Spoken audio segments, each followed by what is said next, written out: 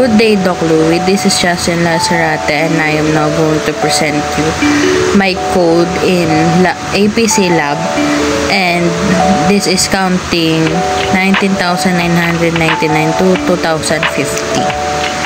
So, dito tayo sa model, that model small. Kaya siya small kasi code and data fit within 64 KB segments lang. Doon tayo sa stock, that's stock 100H. Allocates 256 bytes for the stock. Doon tayo sa data segment, that data count DW 19,999 contains initialized data and contains the code instruction. In that code niya instruction, yung main prop marks the beginning of the main procedure. So, ito yung main procedure natin. Mov AX at data loads the address of the data segment into AX. Mov DS AX moves the value in AX to the data segment registered. Registered as DS, setting up the data segment. Ito naman tayo sa loop initialization. Initialization. Mov CX 52 initializes CX with 52. Ibig sabihin, CX is with 52 of iterations needed to count from 19,999 to 2,050. Iteration siya. Ito naman tayo sa print loop. Print loop is the start of the loop for printing numbers. No? So, ito yung mag-print na number. Move AX count loads the current value of count into AX.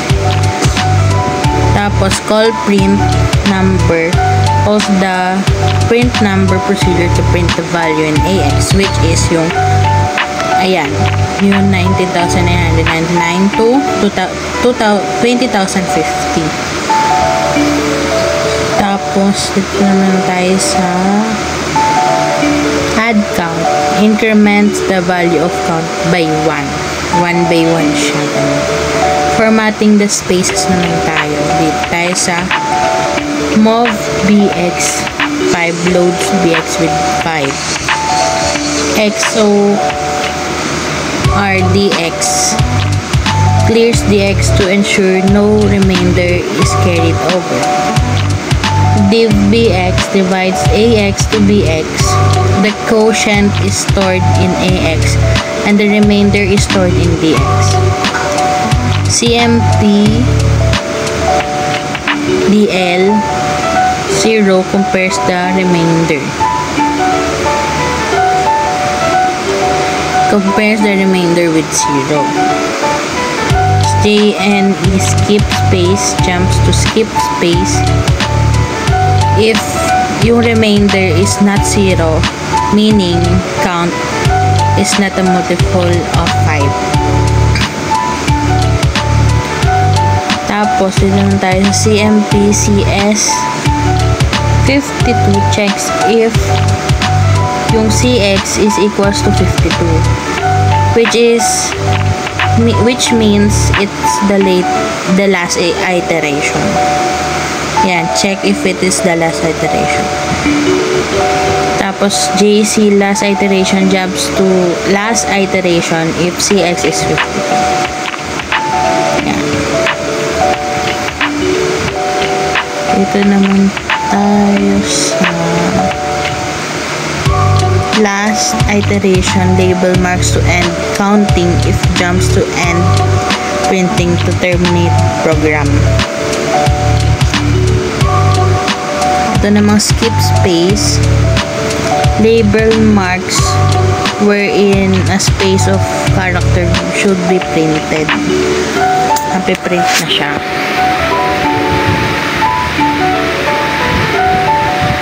Ito yung print loop, continue, loop, print loop. Label continues the loop. Ile-label niya yun na magko-continue ng loop. Yung loop, print loop, decrement CX and jumps to print loop if CX is equals to 0. Tapos eto na yung main and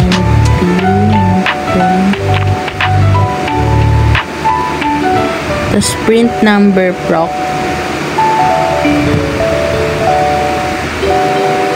marks the beginning of the print number procedure. Yung push naman is instruction to save the current register values into stack to preserve their state. Yan.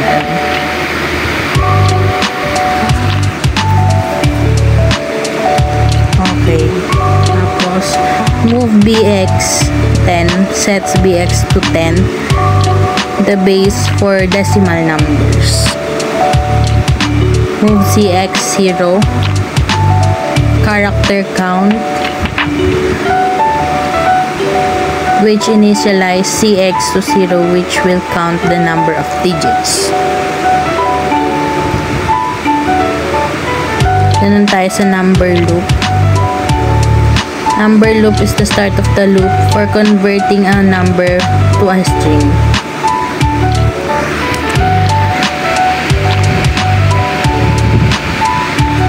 Yeah. So XOR DX clears DX. I-clear niya yung DX. Div BX divide AX by 10 result in AX. Tapos add DL 0 convert remainder to ASCII.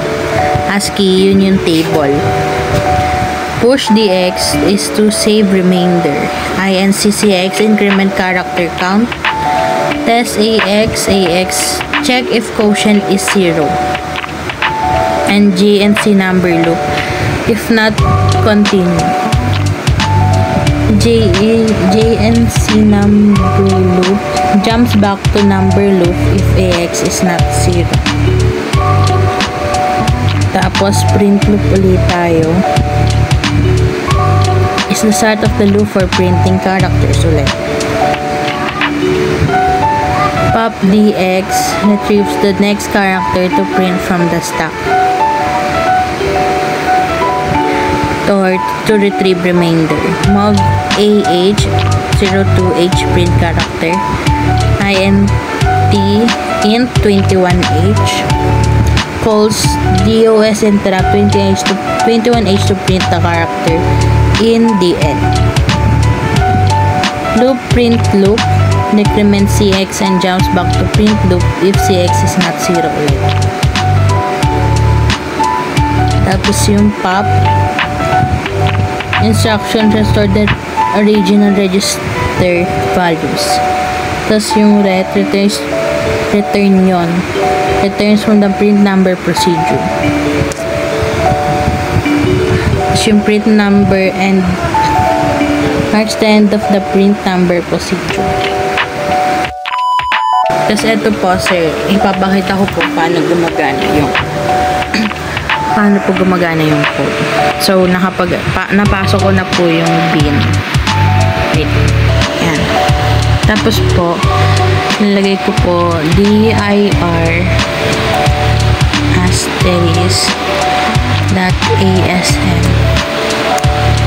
Kita po natin ito yung Zaraten na ASM. Tapos ml Zaraten.asm.